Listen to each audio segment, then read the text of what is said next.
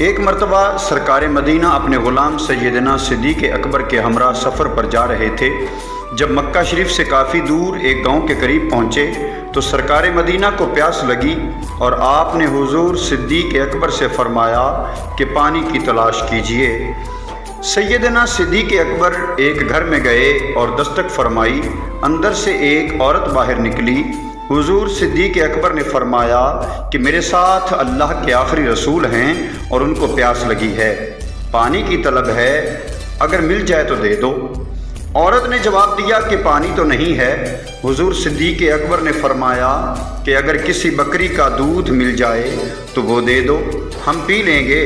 عورت بولی کہ میرے گھر میں صرف ایک بکری موجود ہے، باقی چرنے گئی ہوئی ہیں۔ حضور صدیق اکبر نے فرمایا کہ اس بکری کا دودھ دوہ کر دے دیجئے۔ عورت بولی کہ وہ بیمار ہے اور دودھ نہیں دیتی۔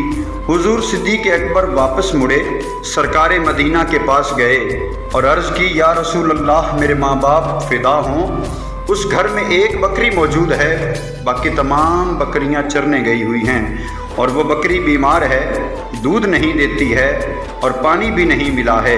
سرکار مدینہ نے فرمایا کہ آپ واپس جاؤ اور عورت سے بولو کہ ایک بار ہمیں دودھ دوہنے کی اجازت دے دے۔ اجازت دینا اس کا کام ہے، بکری سے دودھ لینا میں محمد کا کام ہے۔ حضور صدیق اکبر واپس گئے اور دروازے پر دوبارہ دستک دی۔ عورت باہر آئی۔ حضور صدیق اکبر نے فرمایا کہ میرے نبی فرماتے ہیں کہ ایک بار آپ ہمیں اجازت دے دو، پھر بکری جانے، اس کی بیماری جانے، دودھ جانے اور مصطفیٰ جانے۔ عورت حیران ہوئی اور بولی کہ یہ کیسے ہو سکتا ہے؟ جب بکری ہے بیمار اور دودھ بھی نہیں دیتی ہے تو پھر کیسے اجازت دے دوں اور مان جاؤں؟ ممکن نہیں۔ حضور سیدنا صدیق اکبر نے ضد فرمائی تو عورت نے اجازت دے دی۔ آپ واپس گئے اور سرکار مدینہ صلی اللہ علیہ وسلم کو بلا لائے۔ آپ تشریف لائے، گھر میں بکری کے قریب گئے، بکری کے کمر پر ہاتھ پھیرا، عورت سے کہا کہ برتن لاؤ۔ عورت برتن لائی، سرکار نے دودھ دوہنا شروع کیا۔ پہلا برتن بھی بھر گیا، دوسرا برتن بھی بھر گیا، یہاں تک کہ گھر کے سارے برتن بھر گئے۔ عورت حیران و پریشان کھڑی ہے، دیکھ رہی ہے کہ یہ کون ہے جو اتنا کریم ہے۔ سرکار مدینہ نے بھی دودھ پیا اور حضور سیدنا صدیق اکبر نے بھی پیا۔ باقی دودھ اس عورت کے پاس رہنے دیا اور آگے سفر پر رواں دواں ہو گئے۔ شام کو جب اس عورت کو شوہر باقی بکریاں لے کر واپس آیا تو سب بدلا بدلا دیکھا، دودھ کے برتن بھرے ہوئے پائے۔ عورت خوش بیٹھی، ایک بیٹی تھی جو بھی خوش تھی۔ پوچھا کہ سب کہاں سے پایا، یہ کیسے ہوا؟ عورت بولی کہ آج ایک حسین آیا ہے، بہت حسین آیا ہے، سب سے حسین تھا، اتنا حسین کہ اس جیسا کوئی نہیں دیکھا۔ شوہر بے تاب ہونا شروع ہوا، بولا آگے بتاؤ کیا ہوا ہے؟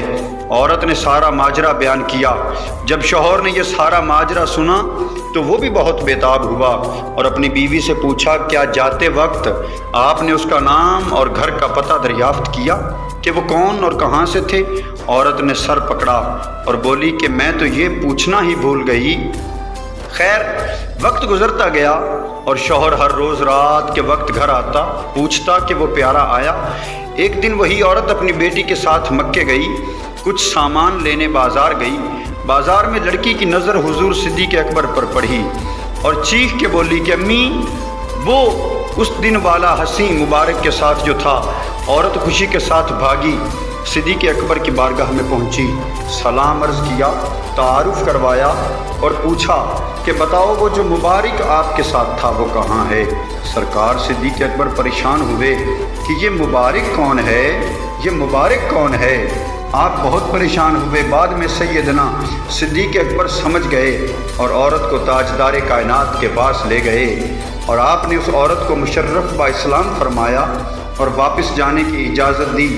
عورت شام کو گھر پہنچی، شوہر آیا، دیکھا تو وہی خوشیاں، وہی منظر۔ پوچھا کیا آج مبارک آیا ہے؟ عورت بولی مبارک نہیں آیا، بلکہ میں مبارک کے پاس گئی تھی۔ شوہر حیران ہوا، پوچھا کہ کیسے؟ اس نے سب بتایا۔ بولی صبح آپ کو بھی لے جاؤں گی، اب اس کا گھر دیکھ آئی ہوں۔ شوہر بولا صبح کس نے دیکھی؟ مجھے ابھی لے چلو۔ دونوں سرکار کی بارگاہ میں حاضر ہوئے اور شوہر نے بھی کلمہ پڑھا، اسلام قبول کیا۔ یہ سرکار مدینہ کی شان ہے اور عظمت ہے، رحمت ہے۔ زیادہ سے زیادہ اس کے آگے پھیلائیے، آقا کی عظمت کے چرچے بلند فرمائیے۔